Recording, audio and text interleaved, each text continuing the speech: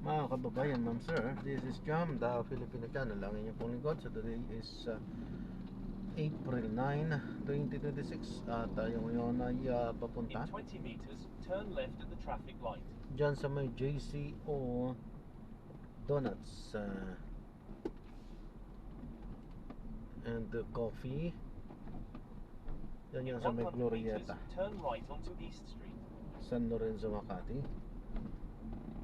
At dadalhin po natin yan sa may ACDI Multipurpose Cooperative sa may Jigo Silang, Western Bikutan po yan, Taguig. Patay. Head Iwasan po yan northwest ang on lugar AR na Noise yan. Avenue. Then, in Pag 50 ganitong mga meters, gabi, turn dahil right onto East napakasikip Street. dyan eh. May bandang Bikutan, napakasikip dyan. Doon sa mga ibang yung tinutukoy ko doon sa may bandang, hindi ko alam kung In saan banda 100 yun. meters, you will arrive at your destination. Mga hindi ko na alam, basta may mga masisikip talaga doon, makaramihan, I mean marami sikip ang kalsada, kaya tandaan ko talaga sa gabi. Ayoko kasi Continue siyempre straight at the first traffic light. halos lahat na Then, in nakapark, 10 meters, you will arrive at your destination. walang pahirapan. So no choice tayo, babalik po tayo mamaya pag nakuha na po natin sila. I-drop na natin sila. Maraming salamat po sa panonood. Hanggang sa muli po. Ingat. God bless. Paalam po muna. Pansamantala tayo ay gagawa na ng ibang video sa ating susunod na misyon. Paalam po muna pansamantala. This is Jam, the Filipino channel. Ang inyong pong lingkod. Paalam po. Mura na rin ang presyo. Same argument, kaya lang hindi nangyayari. Maging si Energy Secretary Sharon Garin, aminado na hindi agad bababa ng gusto ang presyo ng petrolyo.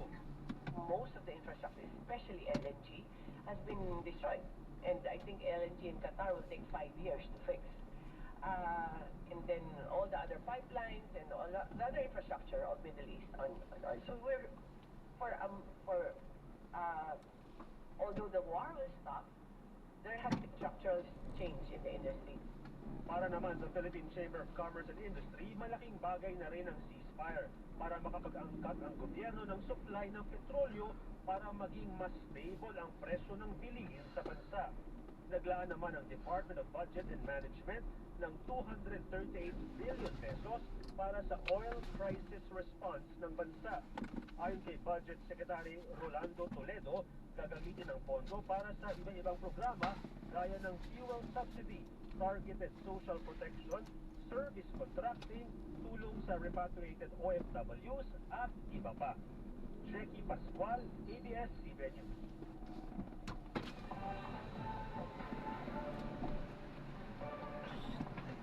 ID ko po. Thank you po.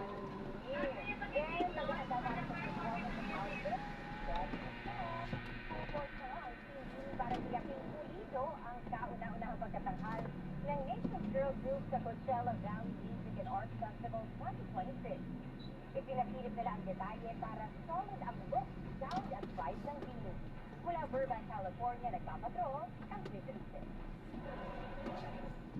Tutok na tutok sa bawat detalye ng inaabangang performance ng Venus at ng mga host speakers.